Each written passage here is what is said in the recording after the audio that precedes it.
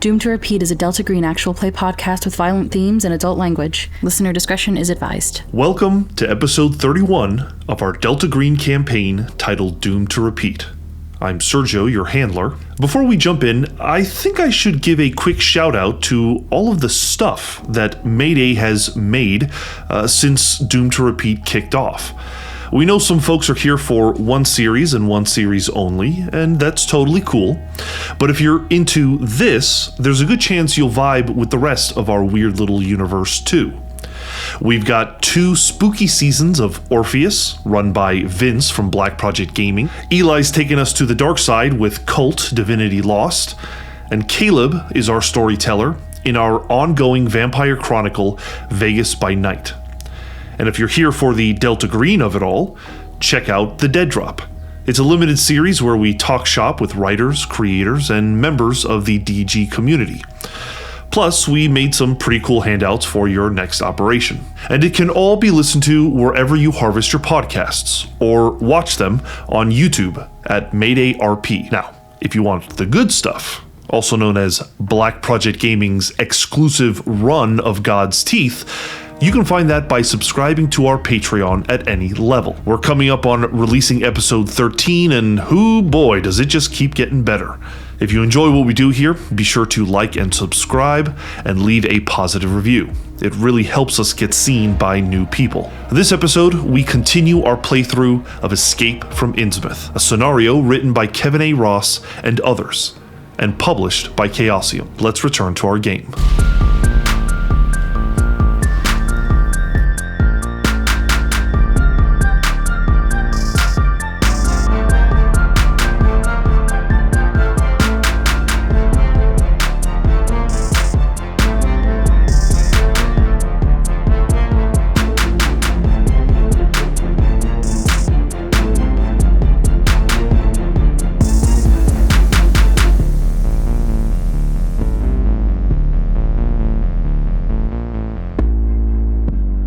It's been less than 24 hours since you've all met, but you find yourselves now together in a spacious black sedan on a crisp early November morning.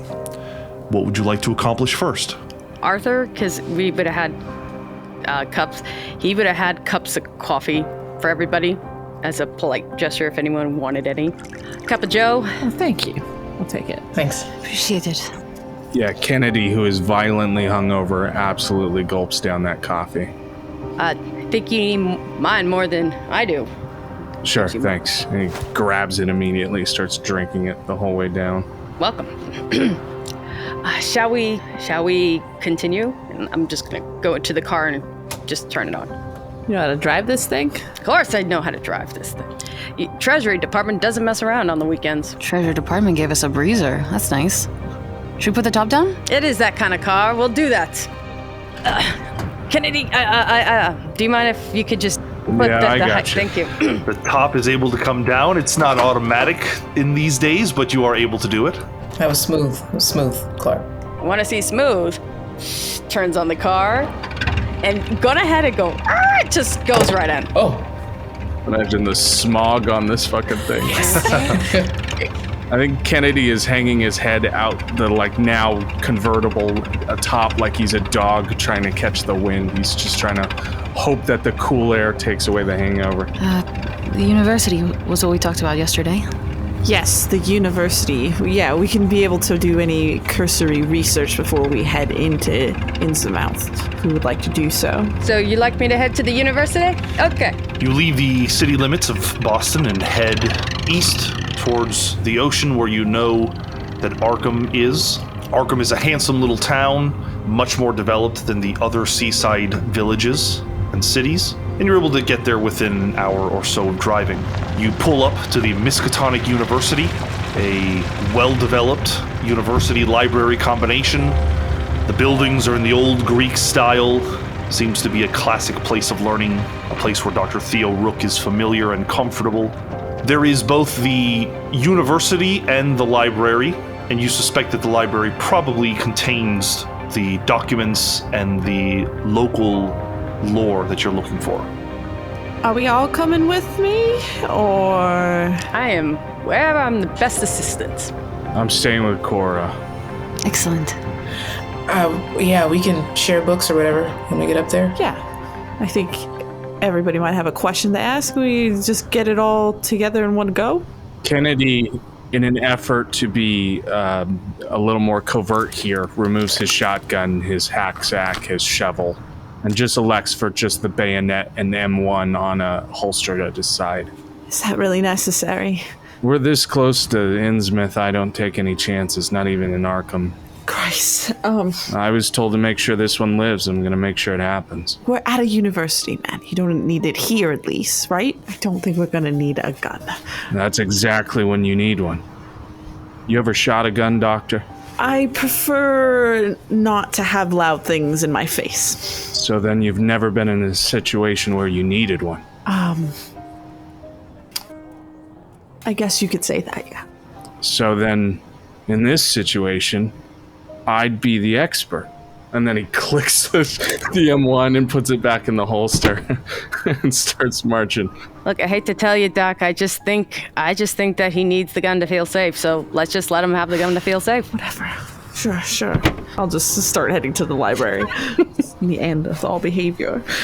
I think as we're like trotting off toward the library, Cora has to take like several, like is kind of like half jogging to keep up with everyone. Kennedy, will you teach me how to shoot a gun? Absolutely. What do you want to shoot? What's the most fun? I prefer the trench gun. I think it makes the most noise, and you make the most noise, so it kind of makes sense. Perfect.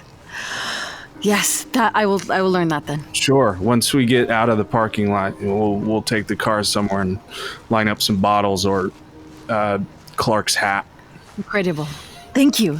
The group enters the Miskatonic Library, an old building with an even older smell. It smells of old paper and books, a place of aged learning.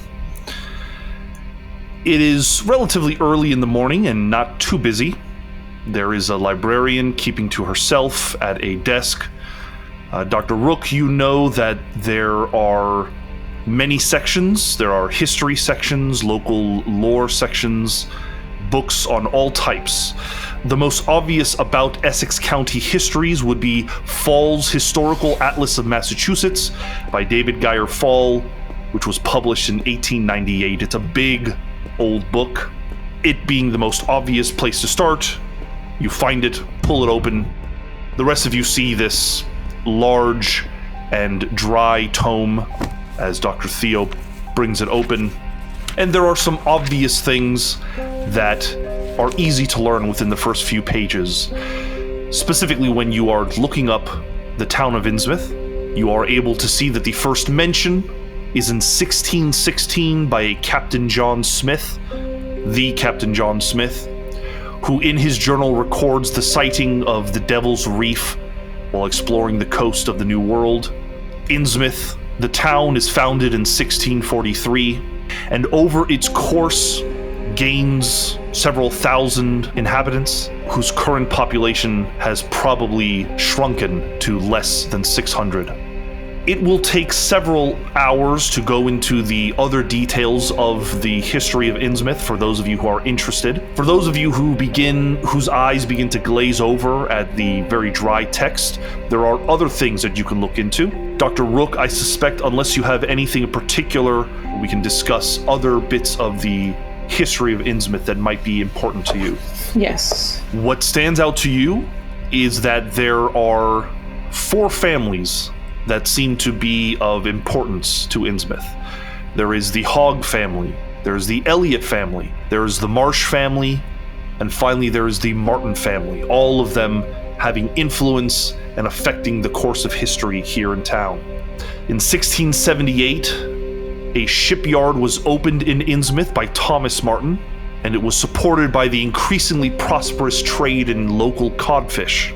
Additional shipyards were opened and prosperity seemed to be embraced by the town. Innsmouth is famous for being one of the first places in the Americas to send out voyages to the West Indies in 1662. This was followed by years of ever-expanding trade to the East Indies, the South Pacific, and China. To avoid running afoul of the increasingly restrictive provisions of Britain's trade acts, early traders found smuggling their only available recourse. Illegal cargoes were unloaded far offshore, then secreted into the town by a way of complex sea caves that were, as you understand it, man-made tunnels running under parts of the town. Some of these tunnels, it is rumored, might still exist to this day.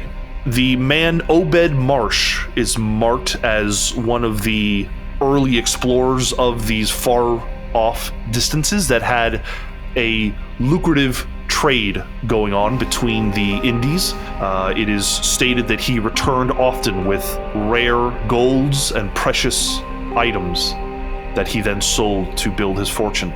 Eventually, there was the success of the American Revolution that allowed the New England traders free access to the seas, and Innsmouth's ports prospered. But there was the War of 1812, which bitterly opposed many Federalists and New England traders and brought an end to that prosperity.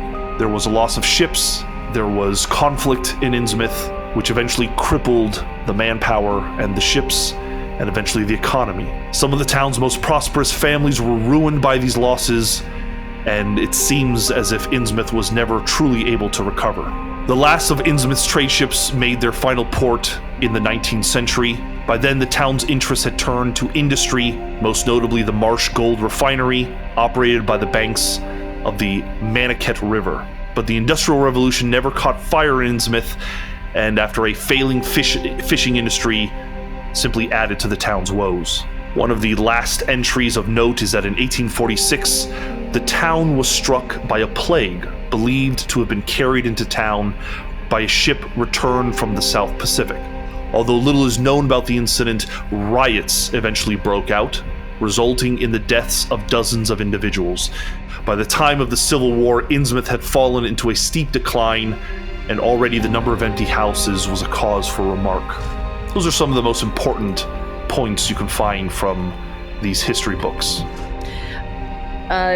My question, especially with this library, would I be able to, with what I've seen with Gold Rush, but I want to see if there is public deeds, land deeds, because I want to know if land ownership and deeds, if I can find that in that city with news or anything like newspaper clippings.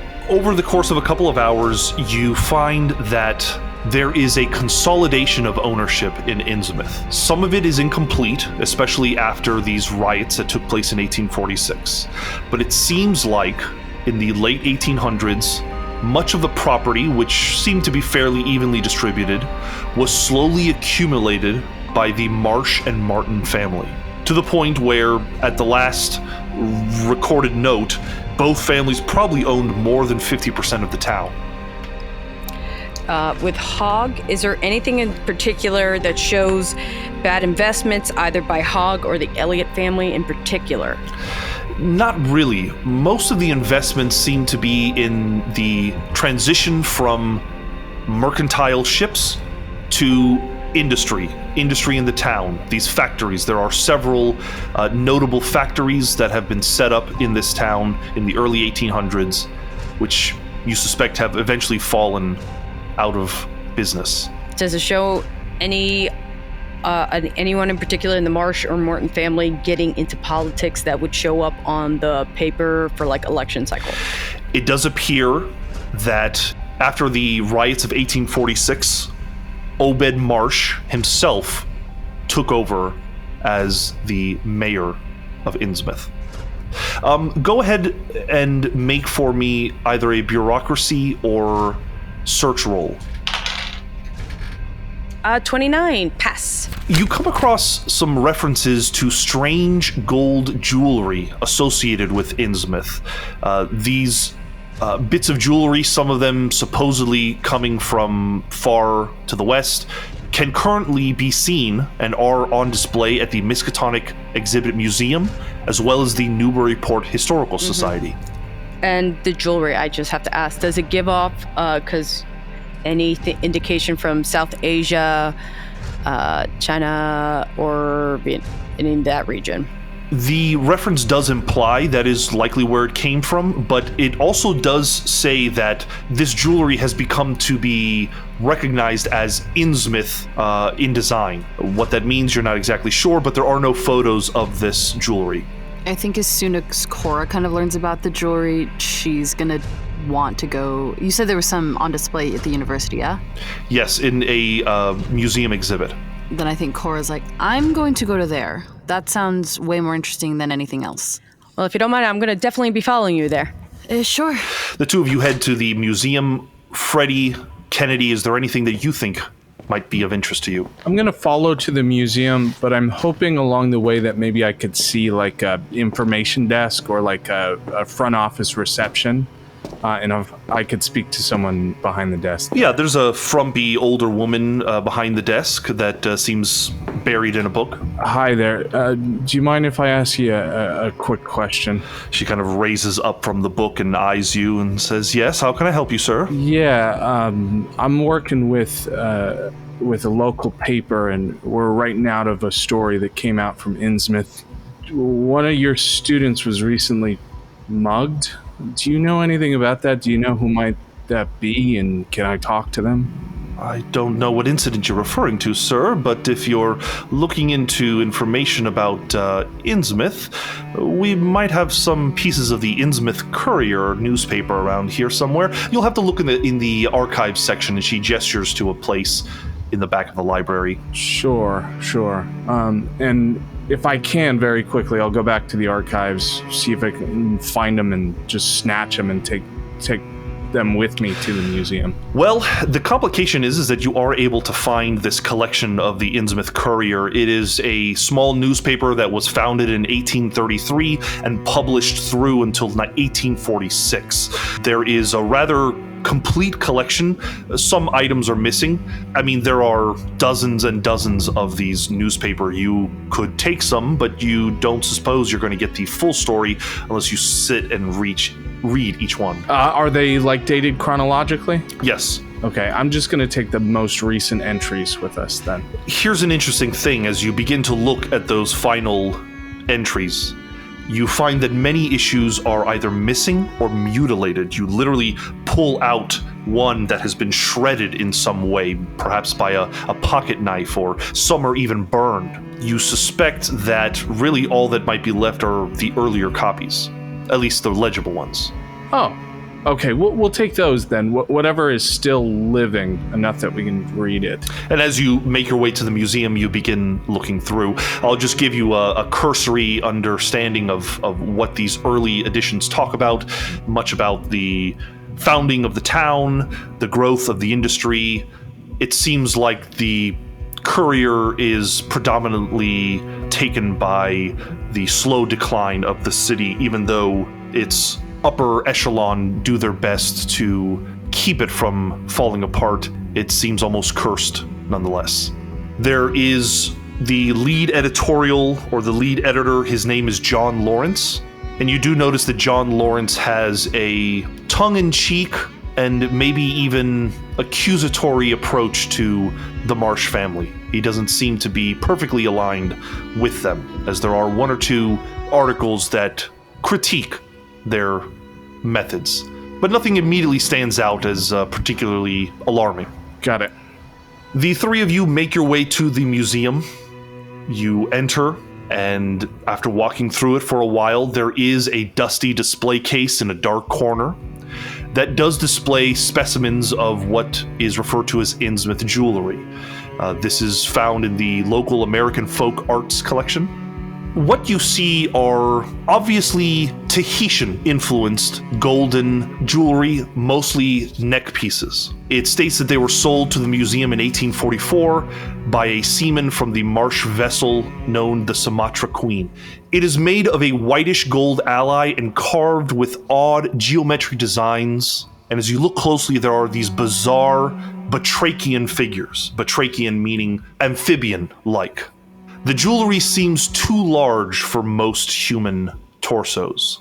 And Cora, maybe Kennedy, you might notice from your time abroad, jewelry specifically from the West Indies and stuff like that, it isn't very common to find gold or precious metals as a part of these items, usually made of wood, precious stones, bone.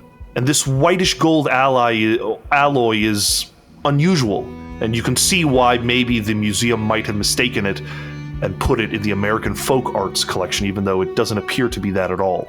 I would like to take probably 3 pictures of the jewelry. One from just like straight on, one from one of the sides, and then I think Cora like gets down on level with them and kind of tilts up like they're trying to take a picture of the space above the jewelry.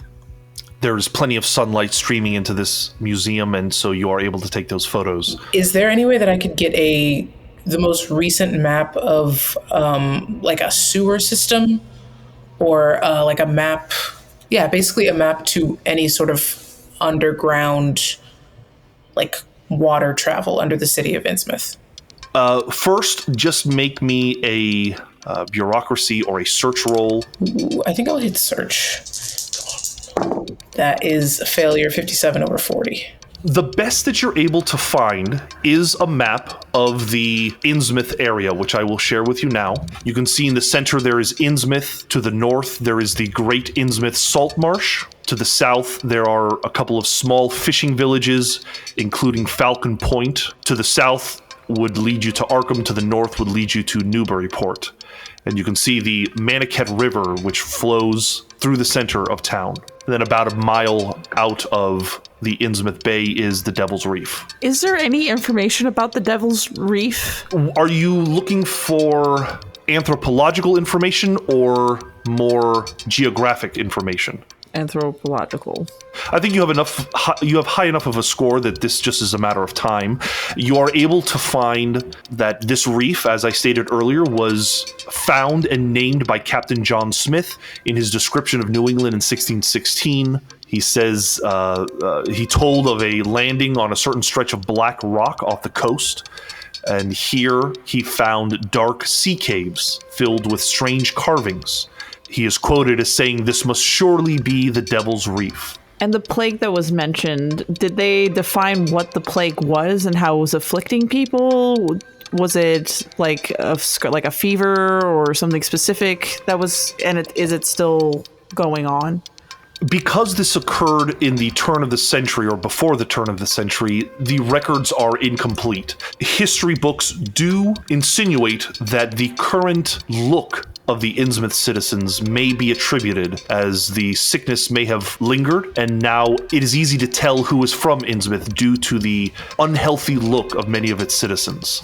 It is described in detail as a kind of malformation of the body, distended eyes, a general broadening of the mouth, a sort of stooping posture. There are common skin diseases that can be found in Innsmouth, one of them being ichthyosis, which is a flaking condition. There is noted also later stages of this malady that results in enlargements of hands and feet, a change in the hip structure that often results in a hopping, almost shuffling gait. Eventually you all reconvene, and there is a bit of a ruckus. You hear a young man crying out in pain.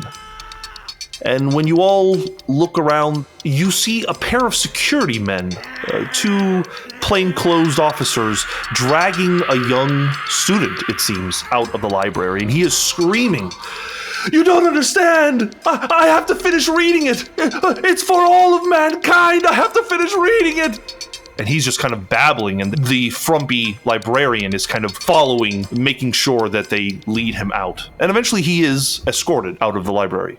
Where they were escorting or anything like that is the book. Like, can we easily see what that guy was reading? Or you weren't able to see where he was pulled from. It just kind of caught you all by surprise. But there is the librarian who is kind of readjusting herself and turning around to return to the desk. I'm going to turn to everyone and be like, if you'll excuse me, head to the librarian. So that's where I'm going. I'm going to go talk to the librarian. Sure, you're able to walk up to her. She hasn't quite noticed you yet. What do you say to get her attention?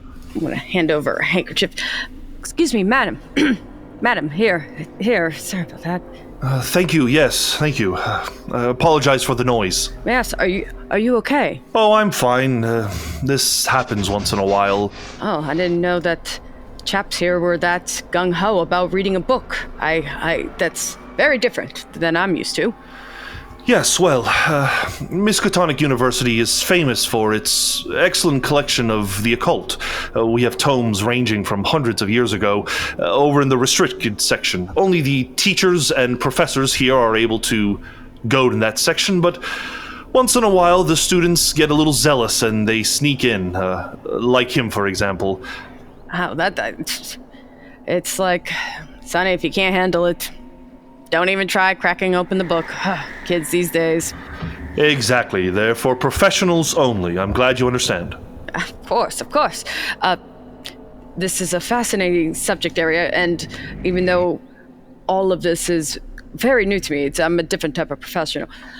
Do you mind, show me around a little bit, if you're okay?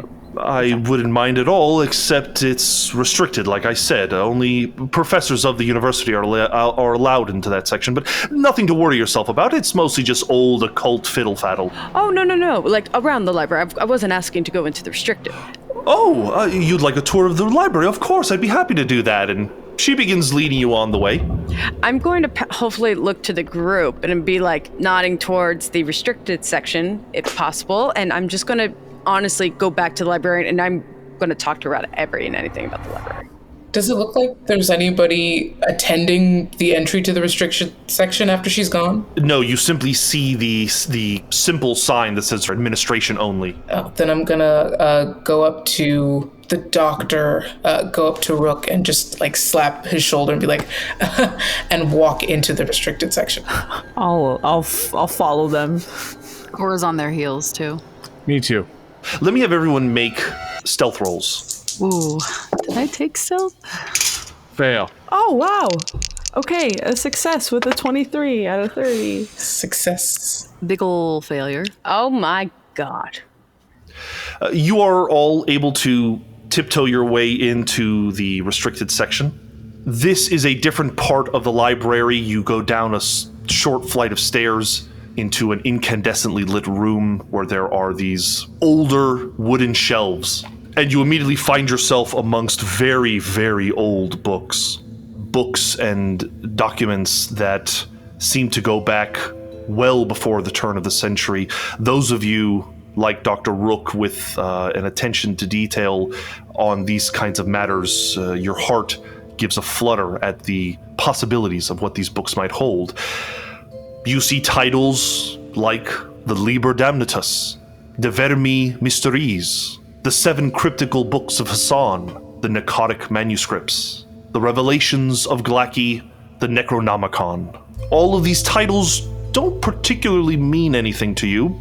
This is quite an oddity. Such a small town.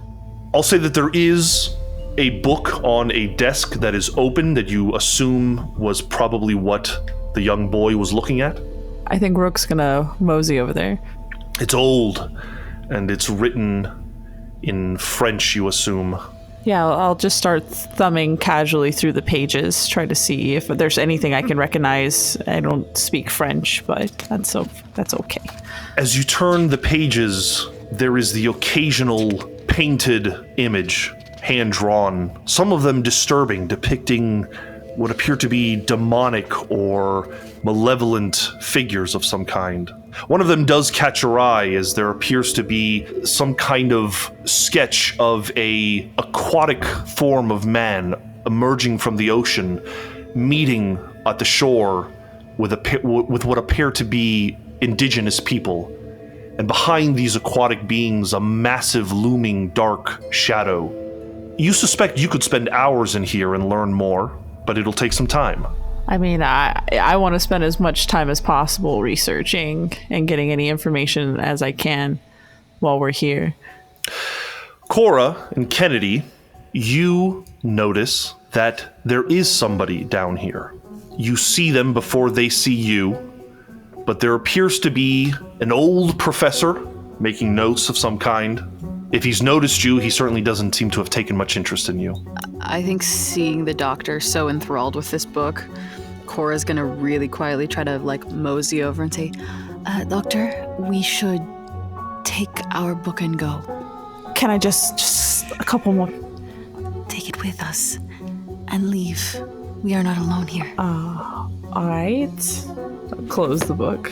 I'll say, Kennedy, you are attempting to kind of make your way around and thinking you're being stealthy, but instead you come around a corner and this older gentleman bumps into you. Oh, can I help you, sir? No, thank you. And I think Kennedy goes back to like picking up books and just looking at the fun covers and trying to find anything that might be useful, but having no idea what he's doing. I'm sorry, sir, but this is a restricted area. Are you part of the administration? I'm here with Dr. Rooke. Oh, Dr. Rooke is here. Oh, where is he? I'd like to meet him.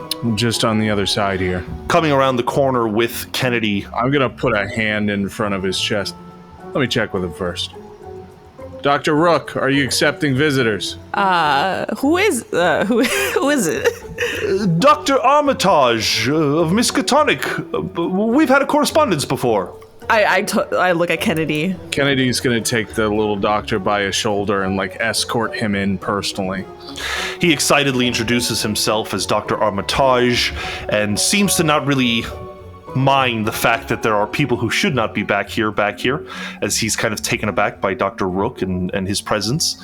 And he asks, what is it that brings you to the restricted section, Dr. Rooke? I am just kind of doing some cursory research about the local areas. You know, I'm working on my dissertation.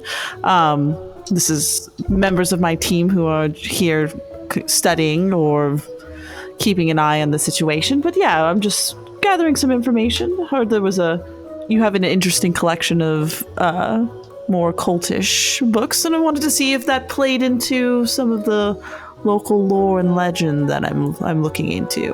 Well, Miskatonic proudly boasts one of the best collections of occult tomes in the country, possibly in the world. Dr. Rooke, what particular area of the state are you looking into? I'll bring him a little bit closer.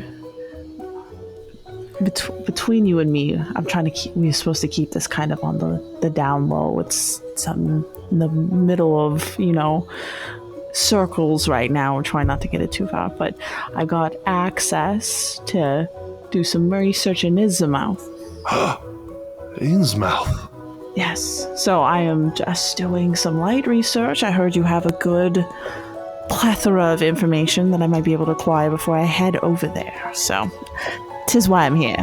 Interesting. I've never considered drawing a connection between the tomes here and Innsmouth, but if you want to know about the history of Innsmouth, there is a pastor, a Dr. Ezekiel Wallace. He's a former missionary to the Tuamotu archipelago of French Polynesia. I recall reading about Dr. Wallace's exploits in history. His church, the M.E. Asbury Church, has a connection to Innsmouth. He could be a good source of information about the town's history. You should look into him. He's here in town. Right. All right. Yeah, I will do that. I will take you up on that offer. That's very helpful information. I appreciate it. Of course. Well, don't spend too much time here, folks. The halls, I suspect, are a little haunted, but you should be fine. Haunted, you say? Oh, no. Yes, it's more of a joke between the professors, but if you spend enough time here, you sometimes hear things. It's unusual. What have you heard? Oh, I've heard voices, footsteps, and he looks to you all as if you're going to consider him crazy. What do they say? It's hard to tell sometimes. Sometimes it feels almost as if they're speaking in a language I don't understand. And in that moment of silence, there is a bit of a kind of a draft that flows through the space. Oh, Doctor, we shouldn't believe in those kinds of things. Of course. This is just old occult nonsense. You all enjoy your time. If you need anything from me, Dr. Rooke, you know where my office is. I do. Thank you, Doctor, so much. I appreciate it. Dr. Rooke, you can spend as much time here as you like, but it's going to cost you. Would you like to spend as much time here as you like and learn what you can? I do, but I also want to meet Ezekiel as well. I want to take up the professor's recommendation. We could always go to... I mean, there's no real time on us going to Innsmouth, so we could do the Reverend tomorrow if you want to lose your soul tonight. Yeah, I want to... Okay, if that's the case and we can go talk to Ezekiel tomorrow, then I would like to spend any amount of time that I can to collect what I can down here. The rest of you get the very strong feeling that the doctor is going to be here for a while. Do you stick around with them, or do you have other business to attend to? I really do want to check out the Historical Society. Newburyport is just a drive north. Is anyone joining Mr. Clark? I think I'll go. I want to go.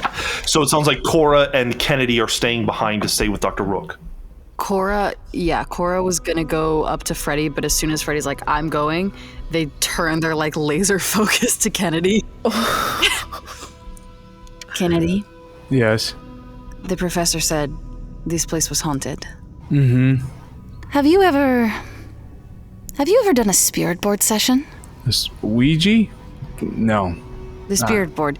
Fantastic. That's good. We'll learn something new then. I can't do it by myself, so you're up. Okay. What do I have to do? Okay. We'll go away from Dr. Rooke so we don't distract him. Do we need to find like a place, like a focal point or something? We'll go where it feels right. And Cora's gonna just wander through the stacks until they find a spot that feels right, and then drop down onto the floor. Kennedy is standing. Well, come down here. He gets down. It looks like it's a little harder for him with his leg, but he does eventually get to a kneeling position and then extends out his prosthetic so that he's comfortable. Okay. And Cora will pull out the tiny little spirit board that they have and put it in the center, and out loud say, spirits connected to the books or the land or maybe the people here, we are opening ourselves to have a conversation with you using this board. We are? Yes, we are. Okay. Open yourself up to this, Kennedy. I'm going to ask both of you to make power times 5 rolls, please. Yes, good. Hey, I succeed with a 21 under 50. 48 under 75. We'll come back to you guys in a moment. Dr. Rooke. Yes. You spend many hours pulling these books from their shelves, and I suspect you are looking for a thread through all of them, a thread of Innsmouth. Yes. In this time, you start to notice a connection. In these strange books, there is many references to what are known as an ancient undersea race called the Deep Ones. It begins with the pagan religion of Mesopotamia, in which they worshipped a god named Dagon. Back then they called it Dagon, Dag being the Hebrew word for fish. And the legends, which like I said, seem to be repeated in all of these books, is that there exists a race of underwater peoples who have some kind of connection with humanity. A kind of trade is established between the man of the land and the man of the sea. They speak of Dagon as the god of these deep ones, but that there are greater old ones still that are worshipped by Dagon. You get the impression that these stories imply that man was put on the earth, seeded by these great old ones, and that perhaps our greater purpose is not what we think. Our greater purpose may only be to feed and to breed with the deep ones. You start putting together a secret and sordid history that you have never read in any textbook, in any history book. An implication so vile and repugnant that it starts to breed these uncomfortable thoughts. At the end of all of this, I would like you to roll 2d20.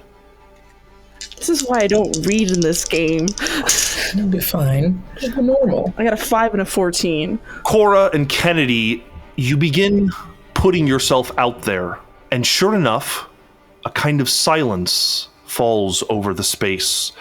Again, you hear this strange draft that seems to come in and out of this space, and for moments it almost sounds as if there is a voice on the wind, someone whispering something to you. You can feel the weight of these tomes around you, and there's even a moment where the light flickers. I'd like you both to make sanity checks. I have a fail. 12. Success. Kennedy, it unnerves you, this very clear response to Cora's séance. You are going to lose 1 point of sanity. Cora, you will lose none. But you are taken aback by the reaction in this space. Cora, more than Kennedy, you can feel that there is a presence here, a very old presence. Not even a ghost. A kind of weight to this place. Like these tomes contain knowledge that could change the world if it was let out. And that's when you hear the horrifying scream of Dr. Theo Rooke. Dr. Rooke, you have lost 19 points of sanity. What? Holy shit. I am assuming you've hit your breaking point. Yeah, no, I absolutely hit my breaking point. Dr. Rooke will not stop screaming. What do you do? Holy shit. And for now, you are temporarily insane.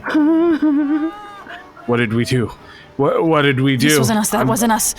I'm gonna stand up and round the corner, yeah. This isn't the first time people have started screaming when Cora's tried to do things, so I think she's got a little experience with it. Dr. Rooke, what is your reaction? Are you fighting, fleeing, or freezing? I think I'm fleeing. I think it just comes into with the general compulsions that I have and the automatic desire to not be in my current situation. As you make the turn, Newell and Loquillo, you see Dr. Rooke screaming, running past you. Doctor! And I'm gonna, take a run after them, try and stop them, try and restrain them. Go ahead, Kennedy. Go ahead and make an athletics check against Dr. Rook's athletics or dexterity check. I have a 45 under 50. I have a fail with a 63. Mr. Clark, you are walking around the library. The librarian is just showing you the biology section when you hear distant screams, and she kind of rolls her eyes and says, "Not again," and begins beelining towards the restricted section. Do you need some assistance? Probably, yes. You're probably going to have to drag someone out of there. Madam, if you don't mind, I'd happy to oblige. The two of you make your way over, and sure enough, there is Kennedy, Cora, and Dr. Rooke, the two of them trying to restrain a frantic Dr. Rooke. Get your hands off of me. You're safe. No one's here to hurt you. We need a doctor. They're having a panic attack. Yes, Gentlemen, ladies, this is a library. Could I ask you please to leave? Exactly what I want to be doing immediately. And I try to unhand myself. Can I just have 3 minutes in there? I won't read any of the books. Can I just have 3 minutes in there? Absolutely not. That is the restricted section.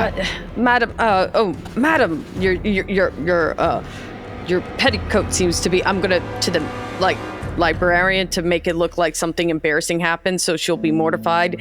So you're trying to distract her? Yes, madam, your petticoat is slipping. Oh. Try and make a charisma check. See if it'll work. Your ankle is showing. The Riz is not there, guys. I have a 99. That's a critical failure. I think she says, "How dare you look at my legs?" And she goes to slap you. Oh, I'm calling the security. I think we're done here. There was something in there. There was someone in there. There's gonna be plenty more in Innsmouth. You bring, the three of you stumble out into the day. Either of you, Newell or Cora, you can attempt to make psychotherapy rolls to see if you can calm down Dr. Rooke. Otherwise, they're going to freak out for a certain amount of time. I have a fair amount in psychotherapy. Do you have anything there? No. Okay. I have 10%. I have 40. We'll see. A 30. Hey! We need to get somewhere far away from here. It's so loud. Have you ever noticed how loud it is in the town? It's so loud all the time. We should just go somewhere quiet, like the woods, far away from all of this kind of stuff, where all the people and all the nonsense and all the things. What the fuck is he saying? He's just. I don't know, but It's so much quieter, you don't even see people anymore. You don't read the nonsense that come with. What are you on about? Doctor, I'm gonna push Doctor to the car. Tell me things you can hear. Name them specifically as we're walking. I'll What can I hear? I just hear ringing. I just hear everybody just on another octave. Why are you yelling at me? I'll talk more quietly. I'll loop my arm through his and kind of hold onto his arm. Doctor, what about things you can see? What do you see? Name me 4 things. You've got a green shirt on? Yes, good. That's one. It's hot. That's not something you can see. That's a feeling. It's actually quite cold out. I'm sweating. It's just you. I'll just start naming off random stuff. Sure enough, thanks to Cora's success, she is able to calm you down and you start to feel a little bit better. However, with this large amount of sanity loss, Doctor, you are at a bit of a loss of words. We're going to need to discuss a new mental disorder that you may have gained. Oh yeah. Yes. But in time, as you come to terms and as you kind of come to your senses, you might have some very important information to share with the rest of your party. However, most of the car ride you will probably be recovering from what you just read. The group of you decide to call it a day thanks to Dr. Rooke's reaction, and you head to your accommodations. I think I'm gonna go to them with whatever food we find and order, and then a shot of whiskey. Weird day, huh? And offer. I think I'll drink it, but Theo has not drank a lick of liquor since the Prohibition, so it's immediate. Just hack and wheeze. Oh wow! I thought that was Would you cut implied. with this? What is that? It's whiskey. It's just whiskey. Where'd you get whiskey? That's not important. I did it to help maybe get your nerves together. You were kind of off earlier. What was that about, by the way? Is that something that happens when you read? Every time you read? No.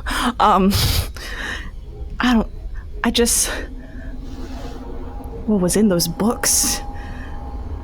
You think that some of that stuff just isn't real, but when you get more than one source saying the same thing, I don't know, you just start to question a little bit. Don't you believe in all this spooky stuff anyway? No, I don't believe in the spooky stuff.